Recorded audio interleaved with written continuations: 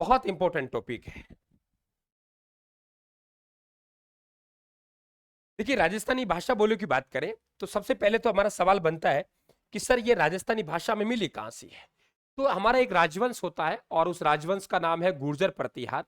गुर्जर प्रतिहार राजवंश ने जो शासन किया है वो इस इलाके में किया है, जालोर के आसपास, भीनमाल, जालोर, मंडोर। तो हमें सबसे पहले अगर कहीं मरु भाषा का उल्लेख मिला है तो यहाँ के एक राजा है, थोड़ी स्पीड चलेंगे, ठीक है। यहाँ के एक राजा है और राजा का नाम है, ध्यान रखें आप लोग, वत्सराज। वत्सराज है और वत्सराज के दरबार में एक दरबारी कवि निवास करते हैं और उस दरबारी कवि का नाम उदोतन सूरी है। उदोतन सूरी के द्वारा एक रचना लिखी गई और उस रचना का नाम कुवल्यमाला है। और कुवल्यमाला में हमें 18 भाषाओं का उल्लेख मिलता है। कितनी भाषाओं का? 18 भाषाओं का उल्लेख मिलता है। और इसमें हमारी जो भाषा है, हमारा जो प्रदेश है राजस्थान, जिसे हम लोग राजपूताना कहते थे, ये प्रदेश की भाषा हमें मरु भाषा मिली है। यानी मरु भाषा का जो हमें सर्वप्रथम उल्लेख मिलता है, मरु भाषा का जो हमें सर्वप्रथम उल्लेख मिलता है वो कहां मिलता है? ध्यान रखें, कुवल्यमाला में मिलता है। और ये रचना 778 ईस्वी की है। ये मरु भाषा आज नहीं है, ये मरु भाषा ने धीरे धीरे आगे चल के मारवाड़ी का रूप ले लिया। आगे चल के ये फिर डिंगल बन गई, फिर चारणों की बोली बन गई, फिर मानक बोली बन गई, साहित्य की बोली बनी, आज हम इसे राजस्थानी कहते हैं। तो ये वास्तविकता में आप लोगों को आज मरु भाषा ढूंढेंगे तो आप लोगों को मिलेगी नहीं, है ना। तो हम बात करते हैं सर फिर राजस्थानी भाषा की शुरुआत पूछो तो हम लोगों से। चलो, ये तो 18 भाषाओं का उल्लेख मिला है, उसमें से एक भाषा है हमारी मरु भाषा। लेकिन सवाल ये बनता है कि गुरुदेव ये बता दीजिए कि फिर राजस्थानी भाषा की हम शुरुआत कहां से माने। अब शुरुआत की बात करेंगे आप लोग तो ध्यान रखें, यहाँ 1178 ईस्वी का एक समय था और एक रचना लिखी गई थी यहाँ पे वज्रसेन सूरी द्वारा। किसके द्वारा? वज्रसेन सूरी के द्वारा रचना लिखी गई और आप सब जानते होंगे उसका नाम है भरतेश्वर बाहुबली घोर। ये भरतेश्वर बाहुबली घोर कौन सी बेटा? ये भरतेश्वर बाहुबली घोर। ये भरतेश्वर बाहुबली घोर जो रचना है वो किसके द्वारा लिखी गई? वज्रसेन सूरी के द्वारा। और ये 1178 ईस्वी की है।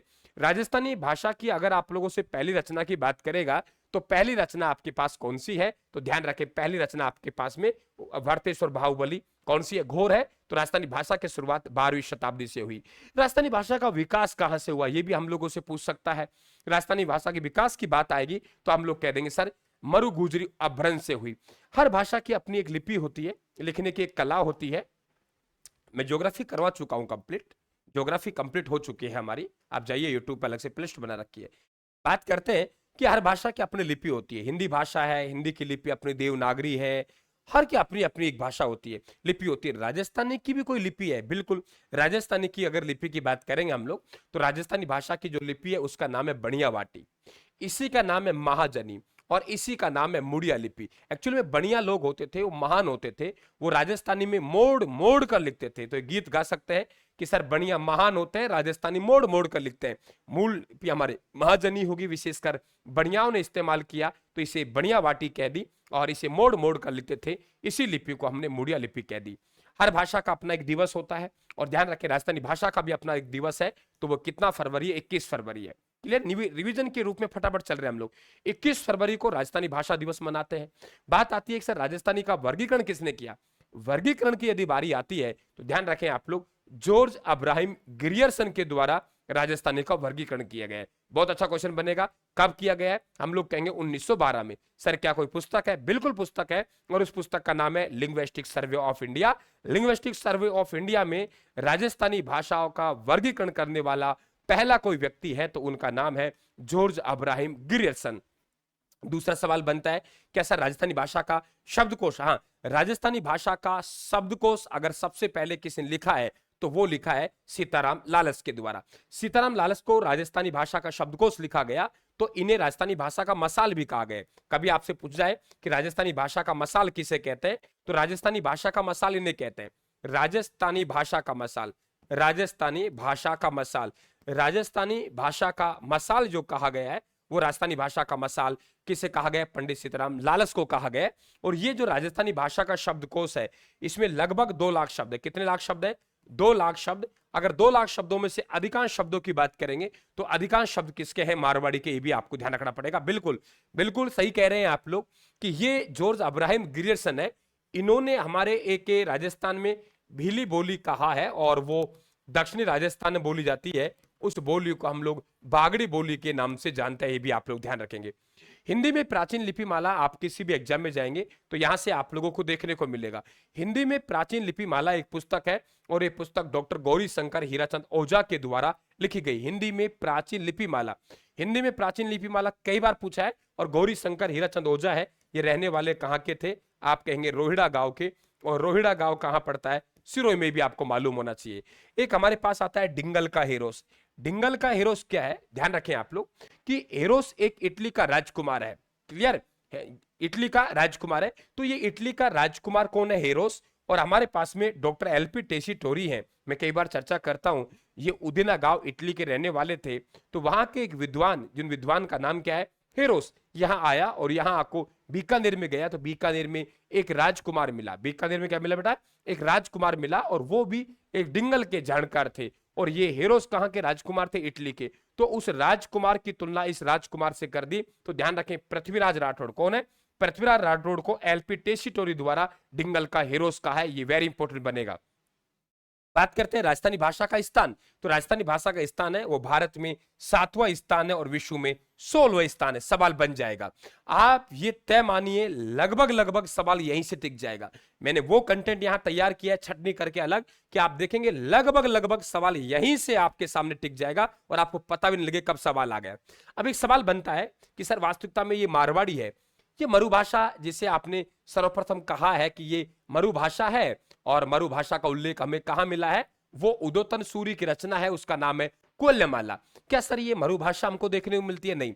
देखिए मरुभाषा है, ये मरुभाषा हमारे पास में तब मरु प्रदेश होता था, तो ये मरुभाषा बन गई। धीरे धीरे इस इलाके को हम लोग मारवाड़ कहने लगे, तो ये मारवाड़ी बन गई। और फिर मारवाड़ी पे लेखन का जो काम किया है वो विशेषकर चारण जाति के लोगों ने किया है, तो चारणों की बोली बन गई। और फिर अधिकांश राजस्थान का जो साहित्य है वो आपके डिंगल में मारवाड़ी में लिखा गया है। तो ध्यान रखें आप लोग, इसी मरुभाषा को हमने क्या कहा है, इसी मरुभाषा को मारवाड़ी, यही मारवाड़ी है, आगे चल के डिंगल बनेगी। एक्चुअली में क्या है कि मारवाड़ी को लिखने की जो शैली है, क्या कहा मैंने, मारवाड़ी को लिखने की शैली है, वो मारवाड़ी को लिखने की शैली है, उसका नाम क्या है, डिंगल। तो चारणों की बोली, मानक बोली, इसे हम क्या कहेंगे, राजस्थानी। दोबारा फिर क्लियर कर रहा हूं, मरु प्रदेश की भाषा मरुभाषा, तो फिर मरु प्रदेश को धीरे धीरे मारवाड़ कहने लगा, तो मारवाड़ की भाषा मारवाड़ी। मारवाड़ी को लिखने की जो शैली है, नमस्ते भाई नमस्ते, मारवाड़ी को लिखने की जो शैली है, मारवाड़ी को लिखने की जो शैली है वो डिंगल है। और विशेषकर इसमें काम किया है चारण जाति के कवियों ने, इसलिए हम इन्हें चारणों की बोली भी कहेंगे। ठीक है, ओके ओके, ठीक है, समझ गया मैं, करवा देंगे, ठीक है। बात करते हैं, हमारे पास जॉर्ज अब्राहम ग्रिशम का वर्गीकरण हो गया, राजस्थानी भाषा का सर्वप्रथम वर्गीकरण हो गया। यहां थोड़ा जरूर ध्यान रखना आप लोग कि यहां पे आप लोगों को आनंद कुमार स्वामी मिलेगा। विद्यार्थी क्या करता है कि वो गड़बड़ कर जाता है। आनंद कुमार स्वामी, ये जो आनंद कुमार स्वामी है, ये भी आप लोगों को ऑप्शन मिलेगा, और विद्यार्थी कहीं पढ़ा होता है, तो ध्यान रखें आप लोग, ये आनंद कुमार स्वामी ने बेटा, ये ध्यान रखें, आनंद कुमार स्वामी ये क्या करते हैं, इन्होंने एक पुस्तक लिखी राजपूताना पेंटिंग। क्या नाम लिखा, राजपूताना पेंटिंग। तो राजपूताना पेंटिंग नामक जो पुस्तक है, इसमें राजस्थान की जो चित्र शैलियां है, राजस्थान की क्या है, चित्र शैलियां, राजस्थानी चित्र शैलियों का वर्गीकरण यहां किया गया है आनंद कुमार स्वामी ने। तो आप ये देख लेना कि आप लोगों से आनंद कुमार स्वामी की बात कर रहा है, या बात किसकी कर रहा है, ये आप लोगों से जॉर्ज अब्राहम ग्रिशम कर रहा है। एक सवाल बनता है, क्या राजस्थानी भाषा राजभाषा है?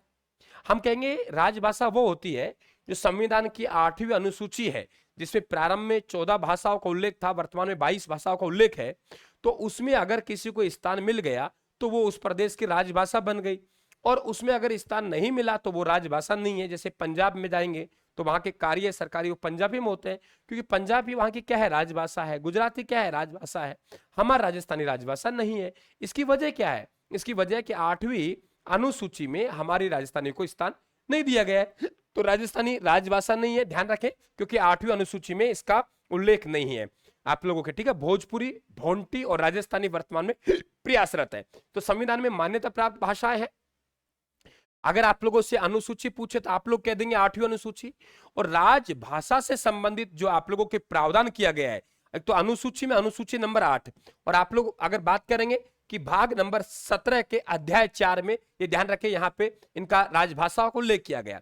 आप कहेंगे सर राजभाषा है कौन कौन सी हमारी, तो उसके लिए आप लोगों को अनुसूची है, वो अनुसूची कितनी देखनी पड़ेगी, अनुसूची आप लोगों को 8 देखनी पड़ेगी। राजभाषा संबंधित प्रावधान करता है वो संविधान का भाग 17 करता है, भाग 17 के अध्याय 4 अध्यायों में उल्लेख है। लेकिन बात करेंगे, ठीक है प्रावधान वहां कर दिया, लेकिन भाई राजभाषा है कौन कौन सी, राजभाषा को सम्मिलित कौन कौन सी किया गया है, तो ध्यान रखें राजभाषा वो है जिनका उल्लेख संविधान की कौन सी अनुसूची में है, तो ध्यान रखें आप लोग 8वीं अनुसूची में, और हमारी राजस्थानी उस 8वीं अनुसूची में नहीं है। एक सवाल बनता है, क्या सर राजस्थानी प्रयासरत है? बिल्कुल, राजस्थानी अकेले नहीं, एक तो राजस्थानी है, एक भोजपुरी है, एक भोंटी है। ये भी कई बार पूछे आप लोगों से, निम्न में से वो प्रादेशिक भाषा जो वर्तमान में राजभाषा के रूप में प्रयासरत शामिल होने के लिए नहीं है, तो आप लोगों को 3 ऑप्शन मिलेंगे, चौथा ऑप्शन आपको कुछ और मिलेगा, तो आप लोग कह देंगे राजस्थानी, भोजपुरी और भोंटी।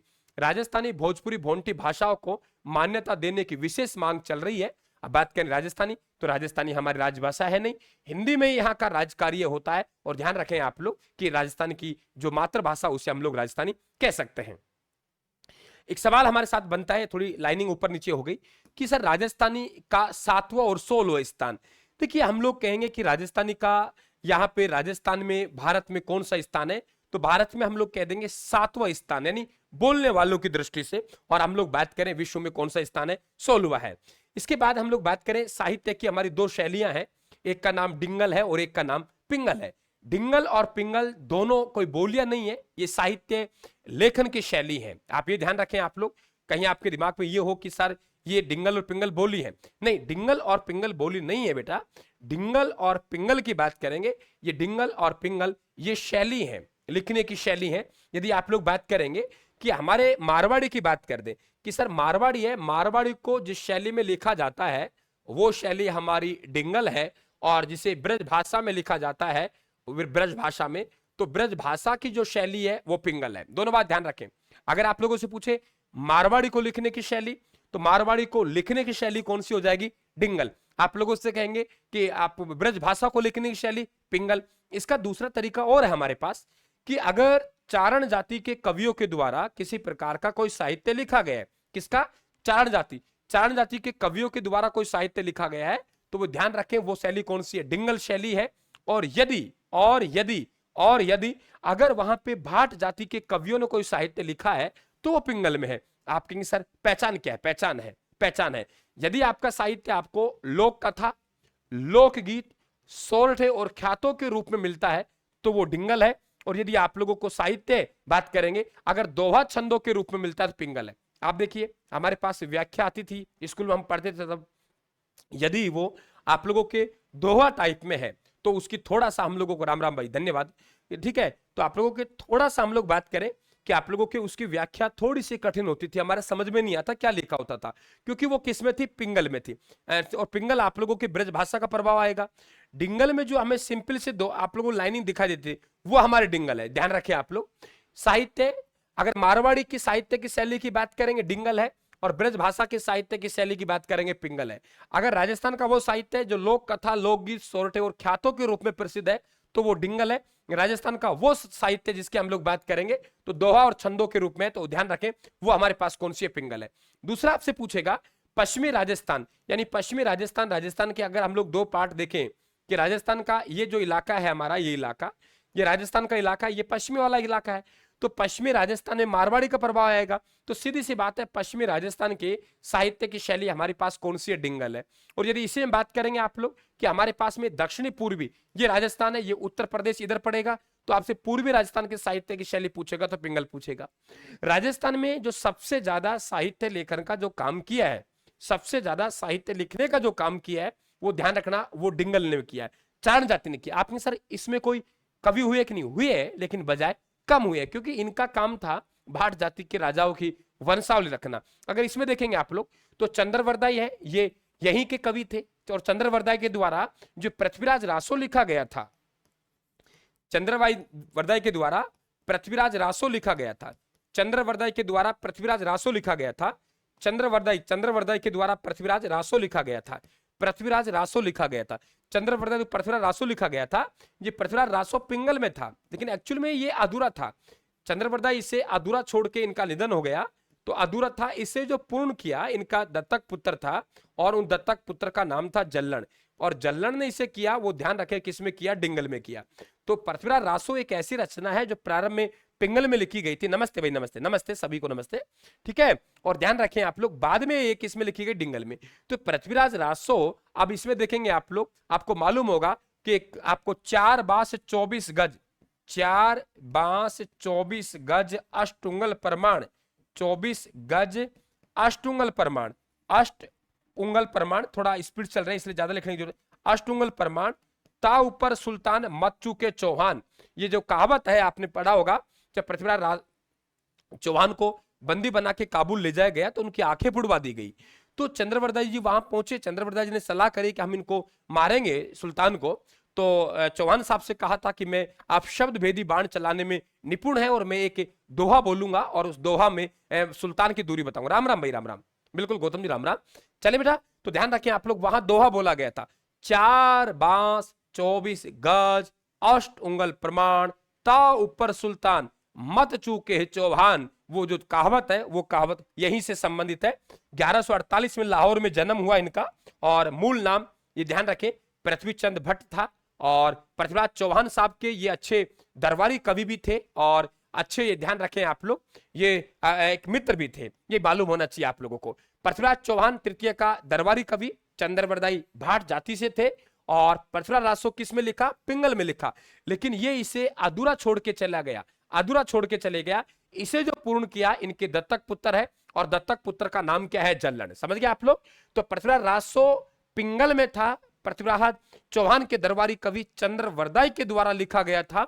और ध्यान रखे ये डिंगल में था, पिंगल, माफी चाहूंगा, पिंगल में था, लेकिन इससे पूर्ण किया, क्योंकि अधूरा छोड़ के चले गए, तो पूर्ण करने का काम इनका दत्तक पुत्र जल्लन ने किया। इसलिए मैंने यहाँ पे एक नोट डाल रखा है, पृथ्वीराज रासो डिंगल और पिंगल दोनों में, पृथ्वीराज रासो डिंगल और पिंगल दोनों में। बढ़िया सवाल आपका बनता है। राम राम, राम राम सभी को, राम राम बेटा। क्लास को शेयर और लाइक करते रहें ताकि मेरा हौसला बढ़ा रहे। अच्छा, ऐसा हम लोगों को इसी तरीके से लेके चलेंगे हम लोग, ताकि एक ही बात ये है कि हम लोग पढ़ तो बहुत रहे, लेकिन पढ़ वो चीजें रहे जो एग्जाम में नहीं आ रहा। मेरा टारगेट वो है कि एग्जाम पे अटैक, सीधा कचरा नहीं पढ़ाना आप लोगों को, सीधा सीधा क्रीम एग्जाम वाली वो देना चाह रहा हूं मैं आप लोगों को। कई बार पूछ रहा है, चारण जाति का याचक कौन होते थे जो जोशपूर्ण गीत सुनाते थे? तो चारण जाति के याचक हैं, उन्हें मोती सर कहते थे, और उनका काम था जोशपूर्ण गीत सुनाना। और याचक शब्द का मतलब होता है मांगने वाला, याचक शब्द का मतलब होता है मांगने वाला। एक कलाधर्मी जाति हुई और उसमें एक विद्वान हुए, बदर डाडी। नोट कर लेना, बदर डाडी की जो रचना है वो कौन सी है, वीर भाड़, ये भी आप लोगों को मालूम होना चाहिए। आगे साथियों बात करें हम राजपूताना शब्द। देखिए अभी हम लोग बात कर रहे थे कि राजस्थानी का प्राचीनतम रूप हमें मरुभाषा के रूप में 778 ईस्वी में मिला था, और वो भी हमें उदोतन सूरी के द्वारा जो रचना लिखी गई थी, वो रचना जिसका नाम क्या था, कोल्यमाला। तो हम इस प्रदेश को मरु प्रदेश कहते थे, तो मरु प्रदेश की भाषा मरु भाषा बनी, और फिर इस प्रदेश को मारवाड़ कहने लगा, तो इस प्रदेश की भाषा मारवाड़ी बनी। फिर मारवाड़ी को लिखने की जो शैली है उसका नाम डिंगल है, तो फिर हमने डिंगल कहने लगे। डिंगलों पे जिसका प्रभाव ज्यादा है वो चारण जाति ने डिंगल लिखा, इसलिए चारणों की बोली कहने लगे, और फिर यही राजस्थान की एक साहित्य की बोली बनेगी। लेकिन एक शब्द राजपूताना भी आता है, थोड़ी चर्चा कर ही लेते हैं। देखिए राजपूताना और राजस्थान शब्द दिए, ये इस प्रदेश के लिए अंग्रेजों ने दिया। फटाफट हमें बढ़ना है। एक आयरलैंड के निवासी थे, उनका नाम था मिस्टर जॉर्ज थॉम्स। ये मिस्टर जॉर्ज थॉम्स ने सन 1800 में ये जो प्रदेश है, इस प्रदेश को क्या कहा था, राजपूताना कहा था। और ये जो आयरलैंड के निवासी हैं, ये जॉर्ज थॉमस ग्वालियर के दौलत राय सिंधिया के ये कमांडर हुआ करते थे। और कभी इनका निधन पूछे, ध्यान रखें आप लोग, तो निधन हुआ इनका बीकानेर में। और इनके मित्र थे, उनका नाम था military of memoirs mister George Thomas. लिखने वाले उनका नाम था विलियम फ्रैंकलिन। विलियम फ्रैंकलिन की पुस्तक का नाम है, वो है military of memoirs mister George Thomas, जो 1805 में लिखी गई थी। और इस पुस्तक में हमें ये उल्लेख मिलता है कि पहला व्यक्ति था कौन, यहाँ पे हमारे पास जॉर्ज थॉम्स, जिन्होंने इस प्रदेश के लिए सन 1800 में एक शब्द इस्तेमाल किया, और वो शब्द कौन सा है, राजपूताना। बेटा समझते रहना, स्पीड कम ज्यादा करनी हो मुझे बता देना है। तुम कमजोर नहीं है, तुम बहुत अच्छे विद्यार्थी हैं, तो मैं समझता हूं कि आप लोगों को जिन बातों की आवश्यकता है उन्हीं बातों पे अटैक किया जाए, फालतू की बातें ना किए जाए और आप लोगों को सही दिशा में ले जाते हुए मुझे आगे बढ़ना चाहिए। बस मेरा यही है कि मैं बिल्कुल हटके, मुझे भेड़ चाल में नहीं जाना, मुझे हटके काम करना है मेरे विद्यार्थियों के लिए। तो अगर कहीं किसी विद्यार्थी को स्पीड का इश्यू हो तो मुझे बता देना है ना, क्योंकि हमें टाइम पास नहीं करना, हमें एक रिवीजन करना है स्मार्ट। आगे बात करते हैं colonel James Tod. Colonel James Tod ये है, ध्यान रखना, ये इस प्रदेश को जो राजस्थान शब्द कहेंगे, मैं एक बात क्लियर कर देता हूं कि राजस्थान शब्द के जन्मदाता नहीं है ये। राजस्थान शब्द के तो हमें बहुत बार उल्लेख मिला है। विक्रम संवत 682 में आपको एक बसंतगढ़ का शिलालेख का नाम सुना होगा, जिसमें राजस्थानी यादित्य शब्द मिलता है हम लोगों को। मुणोत नैणसी है, मुणोत नैणसी, मुणोत नैणसी, मुणोत नैणसी ने भी अपनी मुणोत नैणसी ख्यात में राजस्थान शब्द का प्रयोग किया है।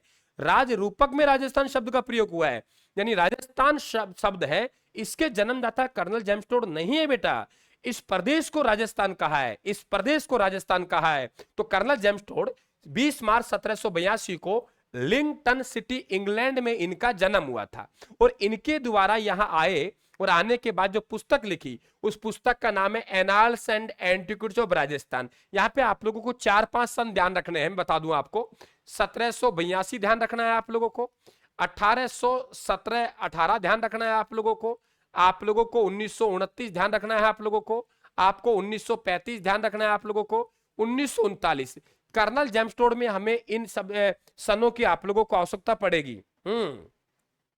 Thank you, thank you, thank you, thank you. Hanumangarh वालों, बहुत सारा आशीर्वाद, तुम लोगों ने बहुत कुछ दिया है मुझे हनुमानगढ़ गंगानगर की धरती ने।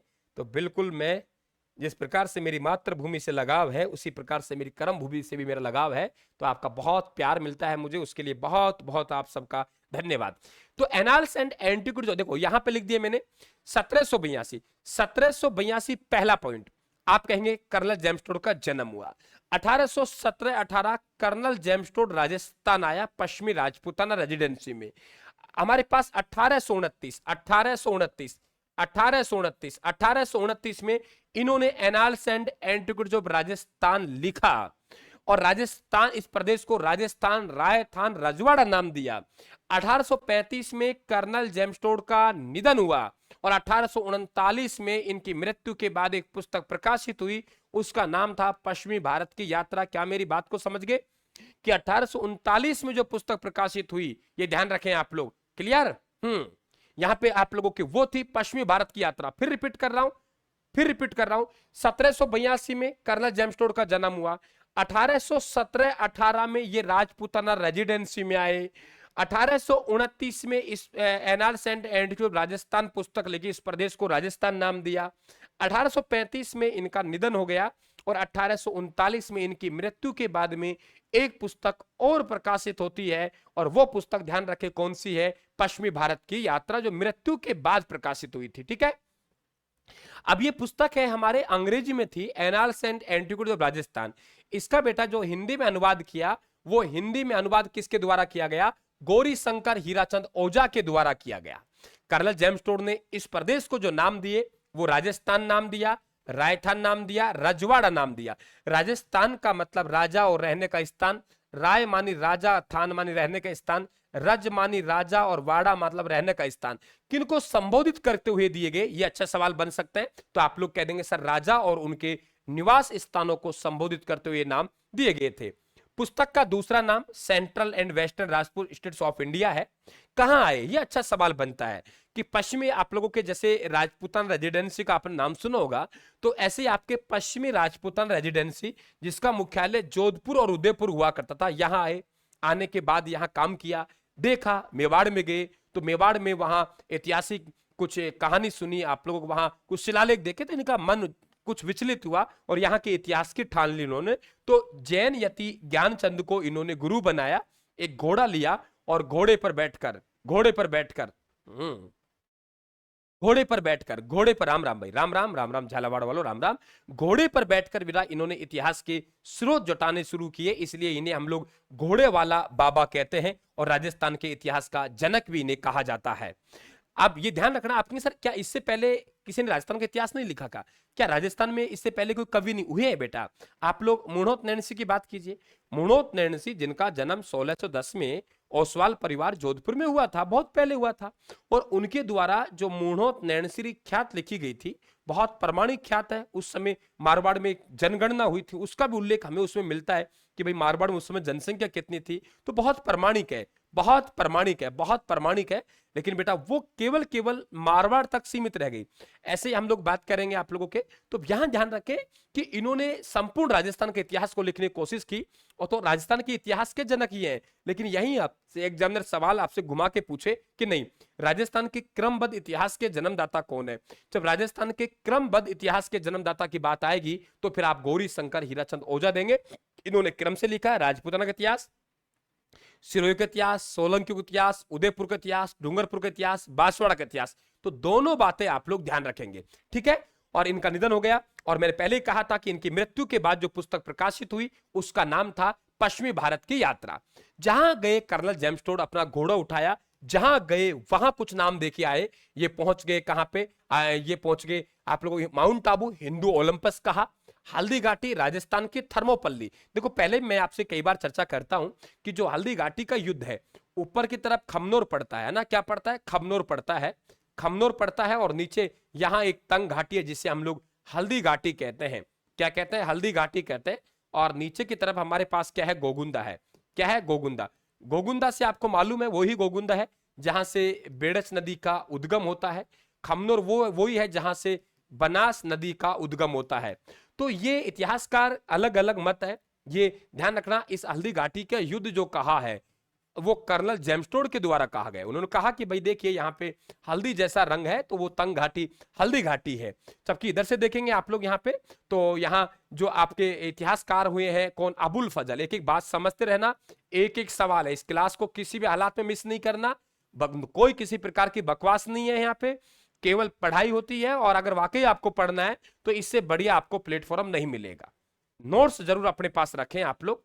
तो यहाँ पे देखें आप लोग अबुल फजल, तो ये अबुल फजल है। अबुल फजल ने इस युद्ध को, हल्दी घाटी के युद्ध को खमनोर का युद्ध कहा है।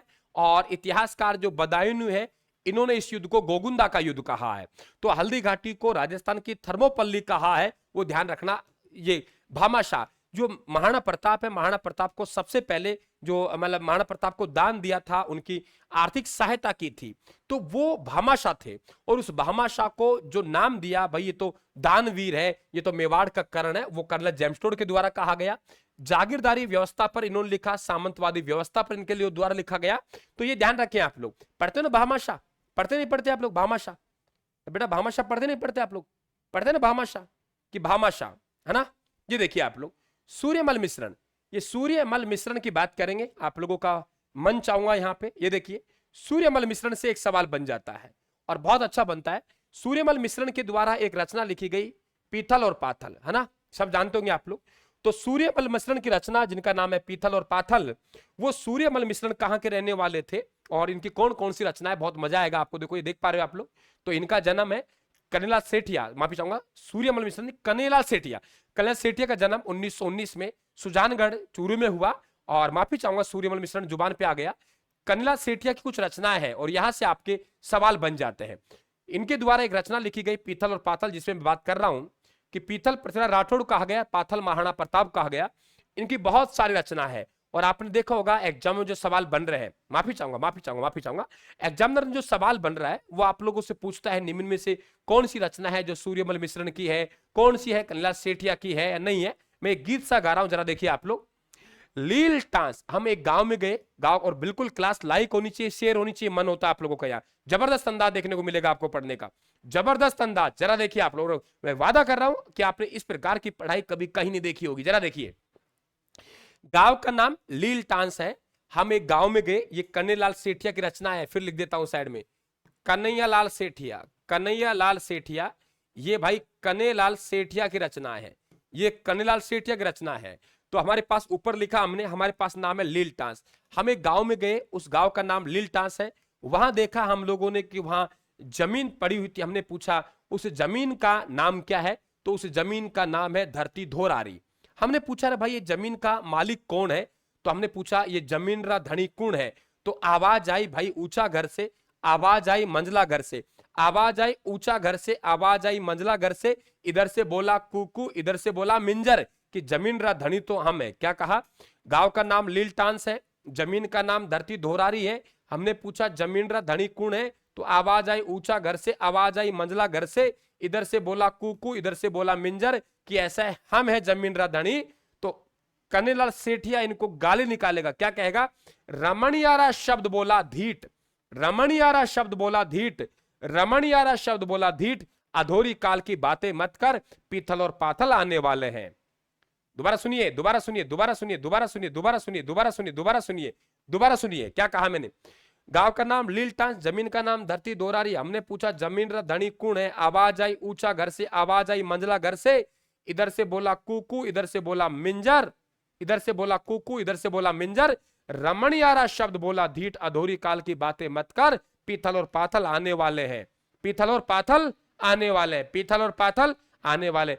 कक्को कोडरो हेमानी ने सतवाणी से कहा, कक्को कोडरो, कक्को कोडरो हेमानी ने सतवाणी से कहा, कक्को कोडरो, कक्को कोडरो, कक्को कोडरो हेमानी ने सतवाणी से कहा, कक्को कोडरो हेमानी ने सतवाणी से कहा, कक्को कोडरो, कक्को कोडरो हेमानी ने सतवाणी से कहा, कक्को कोडरो हेमानी ने सतवाणी से कहा, खुली खिड़कियां और चौड़ा रास्ते से आज हिमालय बोल रहा है, खुली खिड़कियां और चौड़े रास्ते से आज हिमालय बोल रहा है, मेरे युग के मरम को समझो, मेरे युग के मरम को समझो, अनाम को प्रणाम करके स्वागत करो, मेरे युग के मरम को समझो, अनाम को प्रणाम करके स्वागत करो। श्रेष्ठ के वन फूल ने माया डारा हेला देकर कहा, आकाश गंगा में दीप किरण का प्रतिबिंब दिखाई दे रहा है, आकाश गंगा में दीप किरण का प्रतिबिंब दिखाई दे रहा है। स्क्रीनशॉट ले लीजिए और इस क्लास को यहां से दोबारा देख, नोट कर लेना और एक बार इसको फिर देखना आप लोग, हाँ फिर एक बार देख लेना, ताकि यहां से नोट कर लीजिए टाइमिंग क्या है इस समय, क्योंकि कन्हैयालाल सेठिया की रचनाएं आप लोगों को दोबारा पढ़नी पड़ेंगी। मैं एक बार दोबारा गीत गा रहा हूं क्योंकि ज्यादा लंबे समय तक हम रुक नहीं सकते, क्योंकि रिवीजन के तौर पे हम लोग आगे बढ़ रहे हैं, ज्ञान हमें बांटना नहीं है। हमने कहा जमीन का नाम लीलटांस है, गांव का नाम लीलटांस, जमीन का नाम धरती दोरारी। हमने पूछा जमींद्रा धनी कौन है, आवाज आई ऊंचा घर से, आवाज आई मंदला घर से, इधर से बोला कुकू, इधर से बोला मिंजर, रमणियारा धोवा, रमणियारा शब्द बोला ढीठ, अधूरी काल की बातें मत कर, पीथल और पाथल आने वाले हैं, कक्को कोडरो हेमानी ने सतवाणी से कहा, खुली खिड़कियां और चौड़ा रास्ते से आज हिमालय बोल रहा है, मेरे युग के मरम को समझो, अनाम को प्रणाम करके स्वागत करो। श्रेष्ठ के वन फूल ने माया डारा हेला देकर कहा, आकाश गंगा में दीप किरण का प्रतिबिंब दिखाई दे रहा है, आकाश गंगा में दीप किरण का प्रतिबिंब दिखाई दे रहा है। बताइए कहीं दिक्कत किसी प्रकार की? कोई दिक्कत आने नहीं दूंगा आप लोगों को। भाई शिक्षण विधि है वो मेरी, वो मैं किस तरीके से आपको याद करवा रहा हूं, लेकिन वादा है कि ये तय है कि आप लोग सुनते होंगे, एक सर राजस्थान अशोक सर है, वो क्लास में ही याद करवा देते हैं, वो यही है, देख लीजिए आप लोग, यही है, देख लीजिए आप लोग। बात करते हैं बीकानेर के पृथ्वीराज राठौड़ साहब की। तो पृथ्वीराज राठौड़ साहब हैं, ये रहने वाले कहां के थे? ये बीकानेर के रहने वाले थे। देख पा रहे हो आप लोग? फटाफट इनका परिचय देख लेते हैं। बीकानेर के रहने वाले पृथ्वीराज राठौड़, और पृथ्वीराज राठौड़ की भी हमारे पास बात आई थी, कहां से जरा देखिए, ये बीकानेर के रहने वाले पृथ्वीराज राठौड़, थोड़ा यहां कलर नहीं किया हमारी टीम ने, पृथ्वीराज राठौड़, ये पृथ्वीराज राठौड़ रहने वाले कहां के? बीकानेर के, है ना। बीकानेर के जो बीकानेर के महाराजा हैं, उन महाराजा का नाम क्या है? कल्याणमल। कल्याणमल के ये पुत्र हैं और राय सिंह के भाई हैं। राय सिंह भी मुगल दरबार में था, और आपको मालूम होगा कि मुगल साम्राज्य का जो स्तंभ कहा जाता है, क्या कहा जाता है? मुगल साम्राज्य का स्तंभ, मुगल साम्राज्य का स्तंभ, मुगल साम्राज्य का स्तंभ, मुगल साम्राज्य का जो स्तंभ कहा जाता है, मुगल साम्राज्य का जो स्तंभ कहा जाता है, वो स्तंभ किसे कहा जाता है? राय सिंह को कहा जाता है। और राय सिंह का भाई है पृथ्वीराज राठौड़। ये दोनों के दोनों इनके पिता के साथ 1570 में नागौर दरबार में पहुंच गए थे और नागौर दरबार में अधीनता स्वीकार की। तो ये पृथ्वीराज राठौड़ है, इन्हें ध्यान रखें, गागरोन का किला दिया गया था, गागरोन का दुर्ग है, ये जागीर में दिया गया था, और गागरोन दुर्ग में रहते हुए, गागरोन दुर्ग में रहते हुए इनके द्वारा एक रचना लिखी गई। उस रचना का नाम है बेली कृष्ण रुक्मणी वचनिका। क्या नाम है? बेली कृष्ण रुक्मणी वचनिका। तो बेली कृष्ण रुक्मणी वचनिका एक रचना है, बेली कृष्ण रुक्मणी वचनिका एक रचना है, और इस रचना का जो लेखन किया है, वो लेखन कहां किया है? गागरोन के दुर्ग में किया है। और ये जो रुक्मणी बेली मतलब विवाह, रुक्मणी और भगवान कृष्ण का जो विवाह हुआ था, उस विवाह पर आधारित एक ग्रंथ है। जब विवाह में हम लोग बात करेंगे तो पूछ सकते हैं श्रृंगार कौन सा है। बेली कृष्ण रुक्मणी वचनिका में श्रृंगार कौन सा है, श्रृंगार कौन सा है, तो ध्यान रखें आप लोग, वो रस कौन सा है, माफी चाहूंगा, उस रस का नाम श्रृंगार रस है। अब यहां पे देखेंगे कि हमारे पास एक विद्वान हुए दुर्सा आड़ा। दुर्सा आड़ा ये कहते हैं कि देखिए इसमें हम लोग भगवान कृष्ण और रुक्मणी के विवाह की जानकारी मिलती है। भगवान कृष्ण और रुक्मणी के विवाह की जानकारी हमें इसमें मिलती है। और भगवान कृष्ण और रुक्मणी के विवाह की जानकारी मिलती है, ये जानकारी तो हमें वेद और पुराणों से मिलती है। ये जानकारी कहां से मिलती है बेटा, वेद और पुराणों से मिलती है। इसलिए भाई ये तो हिंदुओं का 5वां तो वेद है और 19वां पुराण, कि हिंदुओं का 5वां वेद व 19वां पुराण इसको कहा जाता है। दो अच्छे सवाल देके जा रहा हूं। एक तो भाषा इसकी मारवाड़ी है, मारवाड़ में विशेषकर उत्तरी मारवाड़ी है। दूसरी बात कह के जा रहा हूं कि आपसे आने वाले समय में यह सवाल पूछेगा, क्योंकि वो उसकी आदत बन गई है आप थोड़ा उलझाने की, विद्यार्थी को तो उलझाएगा आप लोगों को। तो रचना कब हुई, आप कह देंगे 1580 में हुई। और आप कहेंगे रस कौन सा है, तो आप लोग कह देंगे श्रृंगार रस। तो रचना श्रृंगार रस में हुई। रचना कब हुई, रचना कब हुई, तो रचना हुई थी 1580 में। ध्यान रखें आप लोग, ये सबसे राजस्थान की लोकप्रिय वचनिका है। यदि आप लोगों से पहली वचनिका की बात करेगा कि राजस्थान की पहली वचनिका कौन सी है, तो ध्यान रखें राजस्थान की पहली वचनिका है वो है अचलदास खींचरी वचनिका। क्या है, अचलदास खींचरी वचनिका। अचलदास खींचरी वचनिका, तो अचलदास खींचरी वचनिका, अचलदास खींचरी वचनिका ये राजस्थान की क्या है, पहली वचनिका है। और इसको लिखने वाले कौन है वो ध्यान रखें, वो शिवदास गार्डन है। अब शिवदास गार्डन कौन है, तो ध्यान रखना एक राजा है गागरुण का, और उस राजा का नाम है बेटा अचलदास खींची। क्या नाम है राजा का नाम, अचलदास खींची। ये अचलदास खींची ये राजा था, कहां का राजा था, गागरोन का था। और इस गागरोन के राजा पर जो आक्रमण किया वो मालवा के राजा ने किया। और मालवा के जो राजा थे उस समय उनका नाम था होसंग शाह। क्या नाम था, होसंग शाह, होसंग शाह। और वो समय कौन सा था, 1423। 1423 में गागरोन का पहला साका हुआ। और गागरोन के पहले साका में जो आक्रमणकारी था, हाँ ठीक है, क्या बात है। अरे भाई बातें मत करो रे, पढ़ लो छोराओ, तुम्हें याद आएंगे, ध्यान रखना नागर साहब, समझ रहे हो ना। जितना आप कमेंट बॉक्स में ज्यादा अंगुलियां चला रहे हो, ज्यादा अंगुलियां चला रहे हो, जितनी ज्यादा अंगुलियां चलाएंगे उतना ही खतरनाक होता है ना।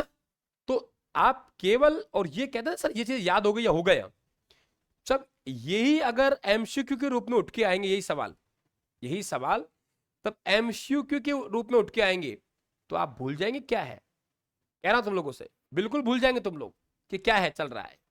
इसलिए आराम से पढ़े, और कोई क्या कर रहा है उसे छोड़िए। एक दूसरा कुछ लिख रहा है तो आपको प्रोत्साहन आप ही कर रहे हैं उसको, और आप ही प्रोत्साहन कर रहे हैं तो वो लिखेगा। और यदि आप उसको नेग्लेक्ट कर देंगे तो फिर आप लोगों को वहां प्रोत्साहन नहीं मिलेगा, अपना सामने वाला चुपचाप रह जाएगा। इसलिए एक एक बात को पढ़ें, जो क्योंकि आजकल वो सवाल जो पूछ रहा है बहुत खतरनाक सवाल पूछ रहा है। इसलिए थोड़ा थोड़ा आप लोग ध्यान रहे कि बातों को समझने का प्रयास करें। तो हम लोग क्या कह रहे हैं, अचलदास खींचरी वचनिका, फिर रिपीट कर रहा हूं, अचलदास खींची नाम का एक राजा है, और राजा कहां का है, गागरोन का। और इन पे मालवा का राजा है, और मालवा का राजा है वो है होसंग शाह। मालवा के राजा, मालवा के राजा, मालवा के राजा होसंग शाह ने अटैक किया। तो यहां 1423 का एक साका हुआ, प्रथम साका। यदि आप लोगों से दूसरा साका की बात करेगा, गागरोन के दुर्ग में 2 साका हुए हैं बेटा। प्रथम साका तो 1423 में हुआ है, और दूसरा साका 1444 में हुआ है, आगे बात करूंगा, ठीक है। तो यहां शिवदास गार्डन था, वो इस साका में मौजूद था, और ये अचलदास खींची का दरबारी कवि था। और इसमें जो युद्ध हुआ है, जो यहां लड़ाई हुई है, इस लड़ाई का उल्लेख हमें अचलदास खींचरी वचनिका मिली है। इसलिए ध्यान रखना, लड़ाई की बात कर रहा है तो रस कौन सा हो गया बेटा, वीर रस हो गया। लड़ाई की बात कर रहा है तो रस कौन सा हो गया, वीर रस हो गया। फिर देख लिए अचलदास खींचरी वचनिका, इसमें लड़ाई की बात है, गागरोन के प्रथम शाखा का उल्लेख है। और गागरोन के प्रथम शाखा में जो व्यक्ति मौजूद था उसका नाम क्या है बेटा, शिवदास गार्डन है। तो इसमें ध्यान रखें, बेली कृष्ण रुक्मणी वचनिका में श्रृंगार रस था, और इसमें जो रस है वो कौन सा आएगा, वीर रस आएगा। ये भी आप लोगों को मालूम होना चाहिए। समझ गए मेरी बातों को, नहीं समझे, चलें आगे। खुली खिड़कियां और चौड़े रास्ते से आज हिमालय बोल रहा है।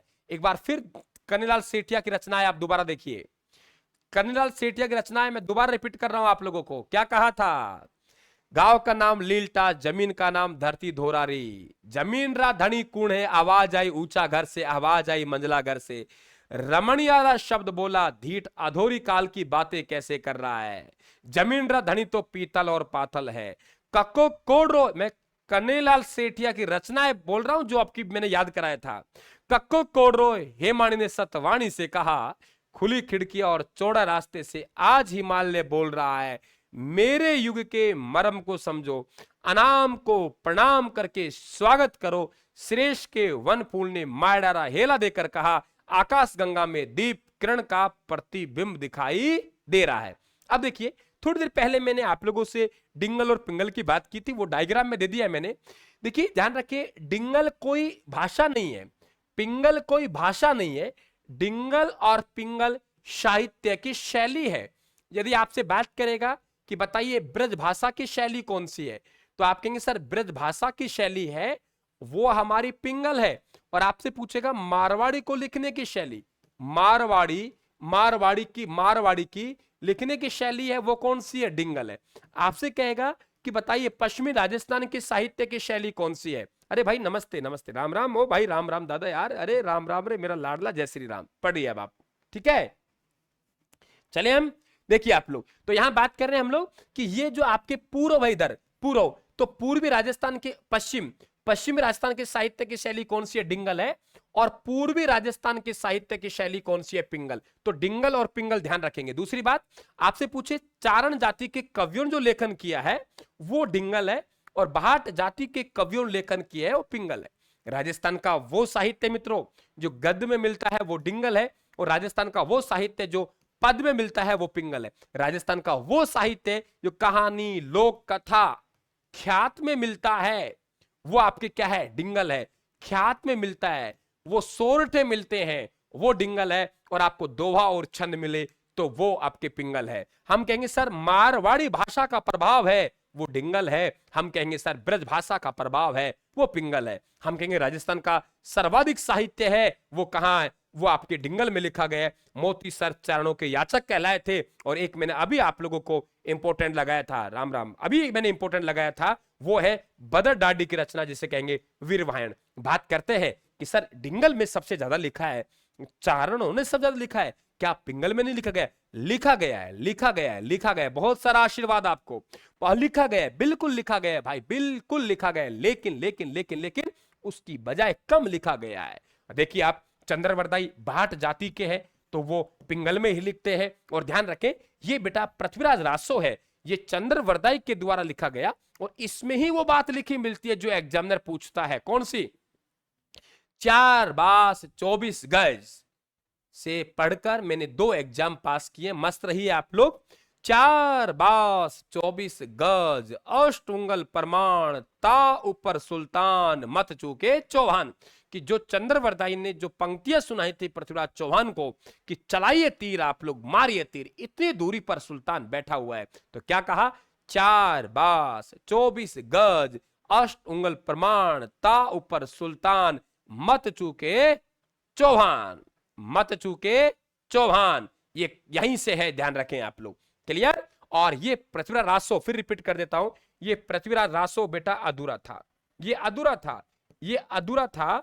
इसे जो पूर्ण किया है वो पूर्ण किसने किया है? इनके दत्तक पुत्र थे जल्लन के द्वारा। तो यहां मैंने आप लोगों के सामने डिंगल और पिंगल लिखा है। बात करते हैं रचना के आधार पर साहित्य कितने प्रकार का है। वो शाम को क्लास 9 बजे रहेगी, वो क्लास 9 बजे यथावत रहेगी। अब मुझे तब भी मौका मिलेगा, तब क्लास दूंगा। चैनल को सब्सक्राइब करके रखे। टेलीग्राम का मैंने कमेंट बॉक्स में लिंक ऊपर लगा रखा है, तो आप लोग उसे भी ज्वाइन करें, अपडेट रहे आप लोग। तब मौका मिलेगा, तब क्लास मिलेगी। हम लोग बात करते हैं रचना के आधार। रचना के आधार पर साहित्य 5 प्रकार का। कैसे? देखिए, जैन साहित्य, चारण साहित्य, ब्राह्मण साहित्य, संत साहित्य, लौकिक, मत रटिए। हम कहेंगे सर जो जैन कवि हुए हैं और जैन कवियों ने जो साहित्य लिखा है वो हमारा जैन साहित्य है। हम कहेंगे चारण जाति के कवियों के द्वारा जो साहित्य लिखा है हम लोग कहेंगे वो चारण साहित्य है। हम कहेंगे ब्राह्मण कवियों ने जो साहित्य लिखा है वो ब्राह्मण साहित्य है। और हम लोग कहते हैं लोक संत दादू दयाल जी, जसनाथ जी, जाम्बो जी, इनके द्वारा जो साहित्य लिखा गया है, जसनाथ जी, जाम्बो जी, इनके द्वारा जो साहित्य लिखा गया है वो जो साहित्य है वो ध्यान रखें आप लोग, वो साहित्य हमारा संत साहित्य कहलाता है। लौकिक साहित्य, ये कैसा लौकिक क्या है? लौकिक है मित्रों ऐसा साहित्य जिसकी हमें कहीं कोई जानकारी नहीं मिलती कि इसके रचनाकार कौन है, किसने लिखा है, क्या किया है। हम कहें जिसकी लाठी उसी की भैंस, बता दीजिए, बताइए इसका रचनाकार कौन है? जिसकी लाठी उसी की भैंस, बता दीजिए इसके रचनाकार कौन है? तो ऐसा साहित्य जो लोगों में बातों के माध्यम से प्रचलन है, ऐसा साहित्य जो लोगों में बातों के माध्यम से प्रचलन में है, ऐसे साहित्य को हम लोग क्या कहते हैं? लौकिक साहित्य कहते हैं। तो आपके पांचों प्रकार का यहां देखिए आपके साहित्य होगा। जैन साहित्यकारों ने लिखा वो जैन साहित्य, चारण जाति के कवियों ने लिखा उसे चारण साहित्य, ब्राह्मण जाति के कवियों ने लिखा उसे ब्राह्मण साहित्य, लोक संतों ने जो लिखा उसे संत साहित्य, और हम लोग कहेंगे लोगों में बातों के माध्यम से जो प्रचलन हुआ, जिसके ना कोई कुछ है और वो गांव में बन गए, जिसके लाठी उसी की भैंस, उदाहरण के तौर पे वो साहित्य हमारा क्या कहलाता है? लौकिक साहित्य कहलाता है। तो मेरे हिसाब से डिंगल पिंगल ये समझ में आ गया होगा। और आप बात करते हैं हम लोग कि संस्थाओं के, कुछ संस्थाएं हैं और उन संस्थाओं का राजस्थान में आप लोग साहित्य में रोल है, हमेशा पूछता है आपसे, मिलान करवाने वाला पूछ सकता है, तो वो आपके सामने में रख रहा हूं, है ना। आगे देखिए चले हम लोग, तो संस्था का नाम यहां पे देखेंगे, संस्था का नाम, संस्था का नाम, संस्था का नाम क्या है? देखिए हम बात कर रहे हैं मित्रों आप लोगों के पंजाबी क्वेश्चन आया था, अरे हर जगह आएंगे क्वेश्चनों के लिए, राजस्थान जाना जाता है बेटा। राजस्थान की पाठ्य सामग्री राजस्थान में A1 है, इसलिए हम मार्केट में भेजते भी नहीं है, यहीं से बच्चे ऑनलाइन ऑर्डर करते हैं स्पाइरल बाइंडिंग के रूप में, और स्पाइरल बाइंडिंग के रूप मिलते हैं। इसलिए हमने राजस्थान के ऐप पे फ्री स्टडी मटेरियल में डाल रखे हैं कि आप जाइए और देखिए विद्यार्थियों, बाजार में पाठ्य सामग्री तो आप 1-2 मिनट में खरीद के ले आते हैं, हम तो 1-2 दिन 5 दिन दे रहे हैं कि एक एक बात को देखिए, है ना। तो बिल्कुल हमेशा आएंगे, आप मस्त रहिए, बस मेरे ऊपर भरोसा कीजिए और आराम से बढ़ते रहे। जिस दिन लगे गुरुजी आज भरोसा तोड़ दिया, उस दिन मेरे को ठुकरा के चली जाना, मुझे कोई दुख नहीं होगा, क्योंकि मुझे पूर्ण रूप से विश्वास है कि मैं अकेला हूं, अकेला खड़ा हूं, लेकिन मेरे विद्यार्थियों को सबसे आगे ले जाके खड़ा करूंगा, यह मुझे पूर्ण रूप से विश्वास है। बात कर रहे हैं हम लोग, सबसे पहले बात करते हैं साथियों, देखिए यहां कोई भी आपके शिक्षक भर्ती की जो वैकेंसी आती है वो श्री गंगानगर हनुमानगढ़ में आती है ना। और यहां आप लोगों के सबसे ज्यादा जो पंजाब के बेल्ट में टच में है वो कौन सा जिला है? श्री गंगानगर है। तो हम लोग पंजाबी की जो बात करेंगे ऐप पे मिलेगी, ऐप पे ऐप पे ऐप पे ऐप पे ऐप पे आप लोगों के उस पर माफी चाहूंगा, टेलीग्राम पे दे देंगे हम लोग इस पीडीएफ को। तो पंजाब भाषा अकादमी वो कहाँ है? श्री गंगानगर में। अब देखो अरबी फारसी का हमें शोध करना है। अब अरबी फारसी मुसलमानों की हो गई, और राजस्थान की एकमात्र जो मुस्लिम रियासत है वो मुस्लिम रियासत कौन सी है? टोक है। एकमात्र मुस्लिम रियासत, एकमात्र मुस्लिम रियासत हमारी, वो मुस्लिम रियासत कौन सी है? टोक है। तो ये मुस्लिम रियासत टोक है, वो ध्यान रखें, ये हमारा अरबी फारसी शोध संस्थान की बात करेगा टोक में। अब हमारे पास एक शब्द है उर्दू। देखो यहां हमने शोध किया है, और शोध वहां करेंगे जहां इनका राज्य रहा है, जहां इनका शासन रहा है।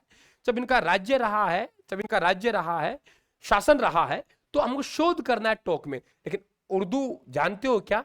नहीं। सिंधी जानते हो क्या? अरे नहीं सर, हम तो हिंदी जानते हैं, थोड़ी थोड़ी ब्रज और संस्कृत जानते हैं, थोड़ी थोड़ी ब्रज और संस्कृत जानते हैं, थोड़ी थोड़ी ब्रज और संस्कृत जानते हैं, थोड़ी थोड़ी ब्रज और संस्कृत जानते हैं, थोड़ी थोड़ी ब्रज और संस्कृत जानते हैं। ठीक है नागर साहब, इतना पीटूंगा, ध्यान रखना, शायद मेरे पास तो दोबारा आएंगे नहीं क्लास लगाने। चुपचाप पढ़ ले ध्यान से, यहां विद्यार्थियों को पढ़ने दीजिए, चुपचाप पढ़ ले, ध्यान रखना, नहीं वरना यहां से अपना बोरी बिस्तर उठा के चल दे मेरा भाई।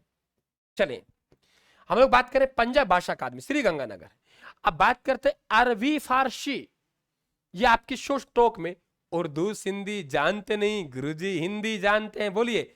उर्दू सिंधी जानते नहीं गुरुजी हिंदी जानते हैं, बोलिए। उर्दू सिंधी जानते नहीं गुरुजी हिंदी जानते हैं, थोड़ी थोड़ी ब्रज और संस्कृत भी जानते हैं। उर्दू सिंधी जानते नहीं गुरुजी हिंदी जानते हैं। क्या कहा मैंने?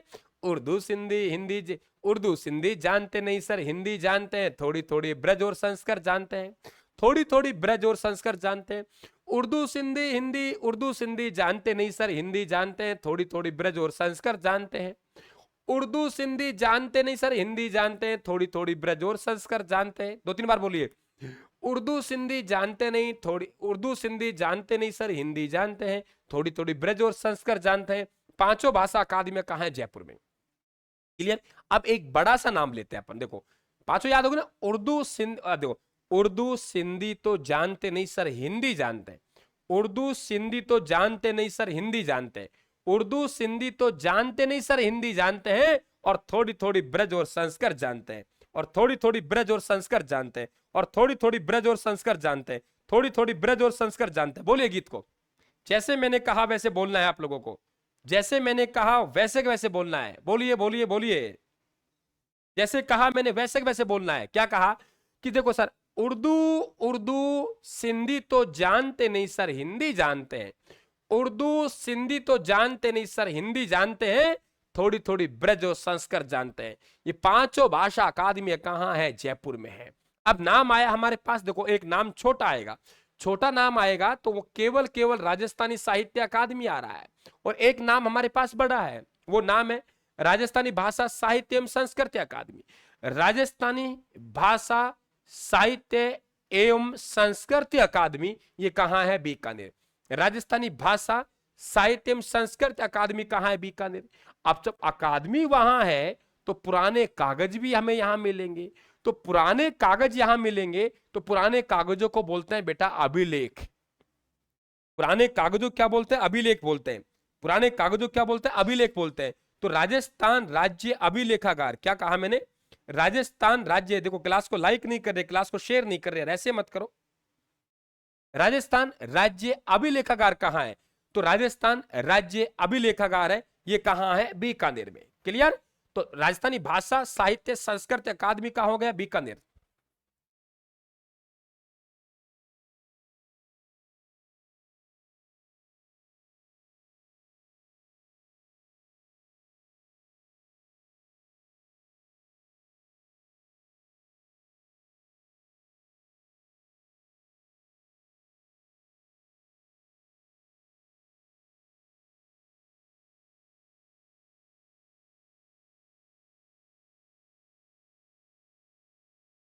तो यहां बात करें हम लोग कि ध्यान, क्लियर बात हुई। अब देखिए यहां पे एक नाम आया हमारे पास, बड़ा नाम आया। बड़ा नाम क्या है? राजस्थानी भाषा साहित्य संस्कृत अकादमी बीकानेर है। राजस्थानी भाषा साहित्य संस्कृत अकादमी कहाँ है? बीकानेर में है। अब जब हमारे पास साहित्य और संस्कृत अकादमी बीकानेर है तो पुराने किताब यहां होंगे। तब हमारे पास पुराने किताब होंगे तो आप ध्यान रखना उन्हें अभिलेख बोलते हैं। पढ़ते ना आप लोग? भारत का सर्वोच्च न्यायालय अनुच्छेद 129 के तहत अभिलेखीय न्यायालय है। पढ़ते ना बेटा? भारतीय संविधान के अनुच्छेद 129 के तहत कि उच्चतम न्यायालय एक अभिलेख न्यायालय है। तो अभिलेख पुराने कागज, जब अभिलेख बीकानेर में होंगे तो फिर विद्या का मंदिर भी होगा। तो ध्यान रखिए, भारतीय विद्या मंदिर शोध संस्थान भी कहां हो गया? बीकानेर में। तो राजस्थान राज्य अभिलेखागार कहां हो गया? बीकानेर में। भारतीय विद्या मंदिर शोध संस्थान कहां हो गया? बीकानेर में। और अब देखो हमारे पास यहाँ विद्या मंदिर है और यहाँ विद्या प्राच्य प्रतिष्ठान है। तो हम कहेंगे सर जोधपुर के बीकानेर का विद्या का जोधपुर में जाके रूप परिवर्तन करेंगे। क्या कहा मैंने? बीकानेर, सुनिए, बीकानेर क्या कहा मैंने? बीकानेर की विद्या का जोधपुर में जाके रूप परिवर्तन करेंगे। बीकानेर की विद्या का जोधपुर में जाके रूप परिवर्तन करेंगे, विद्या प्राच्य प्रतिष्ठान बनाएंगे। क्या कहा मैंने? बीकानेर में, बीकानेर की विद्या का जोधपुर में जाके रूप परिवर्तन करेंगे तो विद्या प्राच्य प्रतिष्ठान बनाएंगे। तो ध्यान रखना, विद्या मंदिर की बात करेगा तो भारतीय विद्या मंदिर शोध संस्थान है वो बीकानेर में है और रूपायन संस्थान बोरुंदा जोधपुर में है। तो विद्या प्राच्य प्रतिष्ठान कहां हो गया? जोधपुर में। क्लियर? अब इधर बात करते हैं भारतीय लोक कला मंडल। देखो यहां से सवाल बनता है, हमारे पास एक तिथि है और वो है 22 फरवरी 1952। 22 फरवरी 1952 है। यहां पे देवीलाल सामर का नाम सुनोगा आप लोगों ने। तो ये जो देवीलाल सामर है, कौन है? देवीलाल सामर। ये देवीलाल सामर के द्वारा स्वर्गीय है भारतीय लोक कला मंडल की स्थापना की उदयपुर में। तो ये आप लोगों से पूछा सकता है कब की गई, तो आप कहेंगे 22 फरवरी 1952 को ये स्थापना हुई। ठीक है?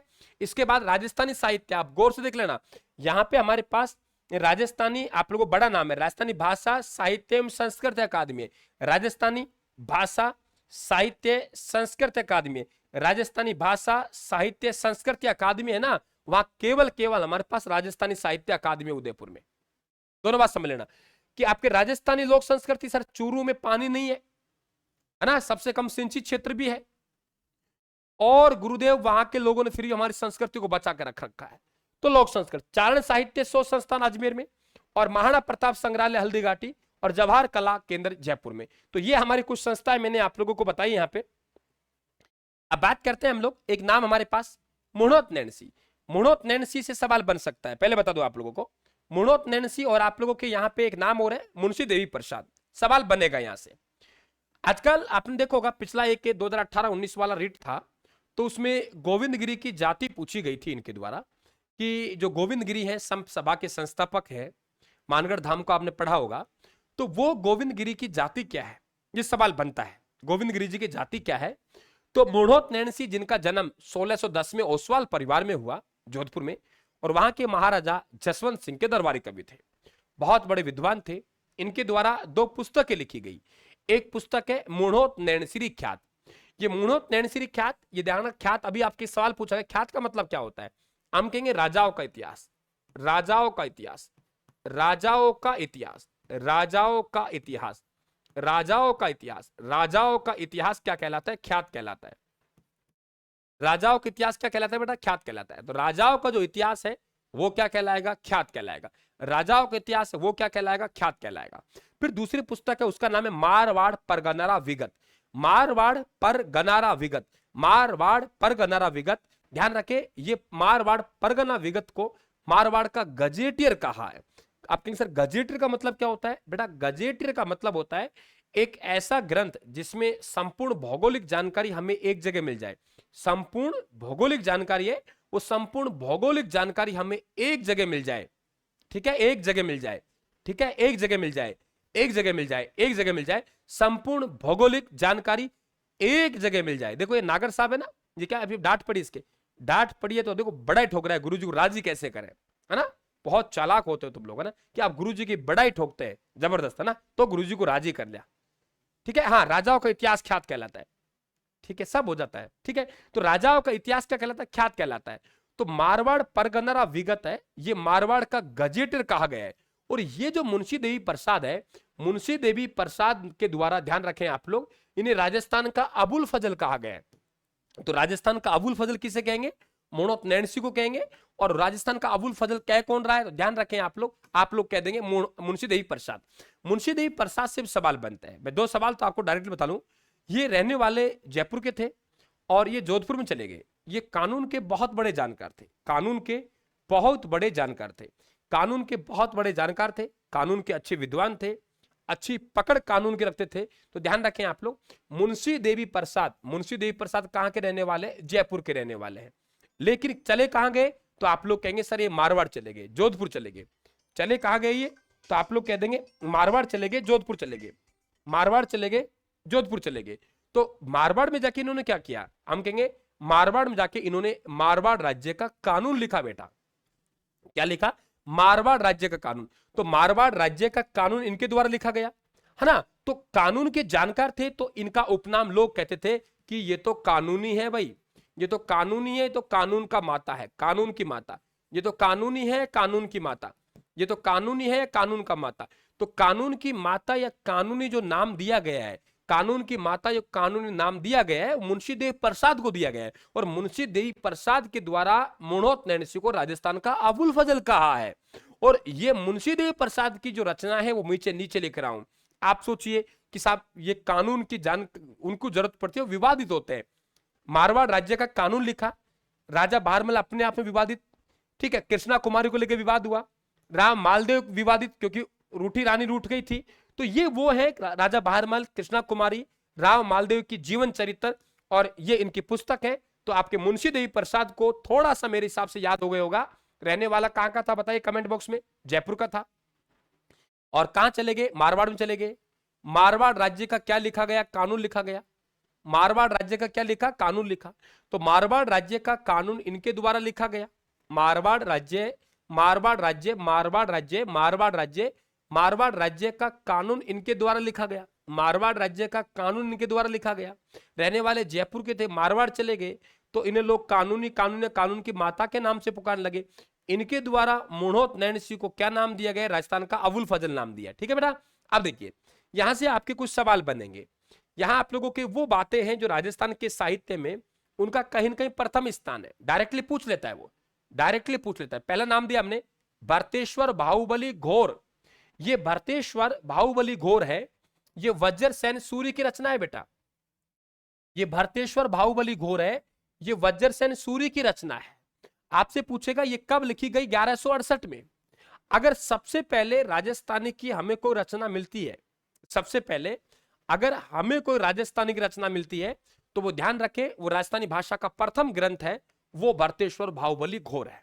और राजस्थानी भाषा का दूसरा ग्रंथ की बात करेंगे तो वो हमारे पास भरतेश्वर बाहुबली रास है, जो 1184 में रचित है। समझ गए? तो 1168 और 1184 पहली रचना पूछे आप लोगों से तो भरतेश्वर बाहुबली घोर है। आप कहेंगे सर वो क्या थी कुवल्यमाला? बेटा कुवल्यमाला में हमारी प्रदेश है, हमारी प्रदेश की भाषा को राम राम भाई, राम राम, बिल्कुल चित्तौड़ वाले राम राम आप लोगों का, बिल्कुल ठीक है। मैंने क्या कहा कि आप लोगों के ठीक है, ओके, थैंक यू। आगे चले तो आप देखिए यहाँ पे कि भरतेश्वर बाहुबली घोर ये पहली रचना है और भरतेश्वर बाहुबली रास दूसरी रचना है। 1168 में, 1184 में, दोनों रचनाएं कब लिखी गई? 12वीं शताब्दी में। इसलिए हम कहते हैं कि राजस्थानी भाषा की शुरुआत कहां से हुई? तो राजस्थानी भाषा की शुरुआत 12वीं शताब्दी में हुई। अब एक सवाल आपका उठता है कि सर वो कुवल्यमाला क्या थी? बेटा कुवल्यमाला जो उद्योतन सूरी द्वारा रचित थी 778 ईस्वी में, 778 ईस्वी में, विक्रम संवत 835 में, वो जो कुवल्यमाला में हमें राजस्थानी भाषा में नहीं है, वो हमें उसमें राजस्थानी भाषा का उल्लेख मिला है, हमें उसमें राजस्थानी भाषा का उल्लेख मिला है। और राजस्थानी भाषा का जिसे मरुभाषा कहा गया है, मरुभाषा के रूप में उल्लेख मिला है, वो मरुभाषा में नहीं है, क्योंकि आपको मालूम है उसमें 18 भाषाओं का जिक्र है। हाँ, राजस्थानी भाषा की जो हमें पहली रचना मिलती है, राजस्थानी भाषा की जहां से शुरुआत होती है वो होती है 12वीं शताब्दी में, और उसका पहला ग्रंथ है भरतेश्वर बाहुबली घोर। देखो बेटा यहाँ घोर है, यहाँ रास है, अंतर कर लेना। घोर आए तो वज्र सेन सूर्य रचयिता है, अगर भरतेश्वर बाहुबली रास आए तो शाली भद्र सूर्य रचयिता है। तो राजस्थानी भाषा का प्रथम ग्रंथ भरतेश्वर बाहुबली घोर, राजस्थानी भाषा का दूसरा ग्रंथ भरतेश्वर बाहुबली रास। लेकिन आपसे पूछे संवत उल्लेख वाला प्रथम रचना, तो संवत उल्लेख वाली प्रथम रचना यही है, संवत उल्लेख वाली प्रथम रचना यही है। पृथ्वीराज रासो हिंदी का पहला महाकाव्य, पहला महाकाव्य वो चंद्रवरदाई द्वारा लिखा गया। और मैंने ये बताया आप लोगों को कि ये पृथ्वीराज रासो अधूरा था, इसे जो पूर्ण किया, यानी इसे पूर्ण किया, वो पूर्ण किया इनके दत्तक पुत्र जल्लन के द्वारा। इनके दत्तक पुत्र कौन है? जल्लन। इनके दत्तक पुत्र जल्लन द्वारा इसे पूर्ण किया गया। आगे देखिए अचलदास खिचड़ी वचनी का, मैंने पहले बात की थी आप लोगों से। राजस्थान की यदि आपसे पूछे प्रथम वचनी का, पहली वचनी का भी समझा के आया हूं मैं आप लोगों को। प्रथम वचनी का, पहली वचनी का, अचलदास खिची राजा था, कहां का राजा था? गागरोन का था, गागरोन का था। और यहां गागरोन का प्रथम साका हुआ था। और प्रथम साका कब हुआ है बेटा? 1423 में हुआ है। 1423 में गागरोन का प्रथम साका हुआ है। 1423 में गागरोन का प्रथम साका हुआ है। और गागरोन का प्रथम साका हुआ है तो ध्यान रखें अचलदास खिची रचना का किसके द्वारा लिखी गई? शिवदास गार्डन के द्वारा रचित है। और शिवदास गार्डन यहां मौजूद था। शिवदास गार्डन आप लोग गागरोन के प्रथम शाखा मौजूद था। और यहां अचलदास खिचिया का राजा था। पहली वचनी का ये है। और कभी पूछे ये वचनी का कौन से रस में, आप लोग कहेंगे वीर रस में है। लड़ाई की बात है। आपके बेली कृष्ण रुक्मणी वचनी का, ये भी वचनी का है। भगवान कृष्ण और रुक्मणी के विवाह की बात कर रहा है। हाँ बिल्कुल बेटा सही कह रहे हैं आप लोग, भगवान कृष्ण और रुक्मणी के विवाह की बात कर रहा है। जब भगवान कृष्ण और रुक्मणी के विवाह की बात कर रहा है, बेली कृष्ण रुक्मणी वचनी का, इसका मतलब विवाह हो रहा है तो क्या हो रहा है? श्रृंगार रस हो रहा है। और ये रचना कब लिखी गई? 1580 में। ये याद करना शुरू कर दीजिए, अब इससे काम चलने वाला नहीं है कि बेली कृष्ण रुक्मणी वचनी की रचना गागरोन के दुर्ग में पृथ्वीराज राठौड़ लिखी। नहीं बेटा, काम नहीं चलेगा, काम नहीं चलेगा, काम नहीं चलेगा, काम नहीं चलेगा, काम नहीं चलेगा, है ना। बिल्कुल क्लास को लाइक और शेयर करें बेटा। देखो आप खुद देख लीजिए लाइक कितने हैं। ऐसे नहीं, देखो यार आप हौसला देंगे ना, सामने वाले से कुछ उम्मीद करते हो ना, तो आप थोड़ा सा देने का हौसला रखें। और मैं आपसे पैसे नहीं मांग रहा, कभी नहीं कहता। ऐप पे मेरे शानदार कोर्स होते हैं, लेकिन मैंने आपसे कभी नहीं कहा, कभी प्रचार नहीं किया। नोट्स हमारे A1 होते हैं ब्रह्मास्त्र। राजस्थान के ऐप पे जाइए, फ्री स्टडी मेटल में देखिए। मैंने कभी नहीं कहा, कभी दबाव नहीं दिया, क्योंकि क्वालिटी है तो बिकेगा, लेंगे वो, आज नहीं तो कल बिकेगा, है ना। मैं आपसे ये कहता हूं बस थोड़ा सा मुझे हौसला दो, क्योंकि मुझे पता है तुम्हारी नैया पार लगा सकता हूं मैं। अगर मालिक की कृपा रही, आप लोगों का हौसला रहा, बिल्कुल आप लोगों ने दिया मुझे, तो मां सरस्वती की अभी तो मेहरबानी कल का मैं नहीं कह सकता, आज के दिन तो है। प्रभात से मैं आप लोगों की नैया पार लगा दूंगा, ये मुझे पूर्ण रूप से भरोसा है। बस आप यही कह रहा हूं कि सामने वाला बहुत कुछ दे रहा है, थोड़ा सा उसको हौसला देने की तो आप लोग हिम्मत रखते हो। तो पृथ्वीनाथ राठौड़ के द्वारा रचना लिखी गई, सबसे लोकप्रिय वचनिका है। कब लिखी गई? 1580 में, और श्रृंगार रस में है। कनक सुंदरी देखो, राजस्थान का पहला उपन्यासकार शिवचंद भरतिया, राजस्थान का पहला कहानीकार शिवचंद भरतिया, राजस्थान का पहला नाटककार शिवचंद भरतिया, राजस्थान का पहला कहानीकार, पहला नाटककार, पहला उपन्यासकार, तीनों में कौन है? शिवचंद भरतिया है। तो बता दीजिए, पहला नाटक, पहला उपन्यास कनक सुंदरी।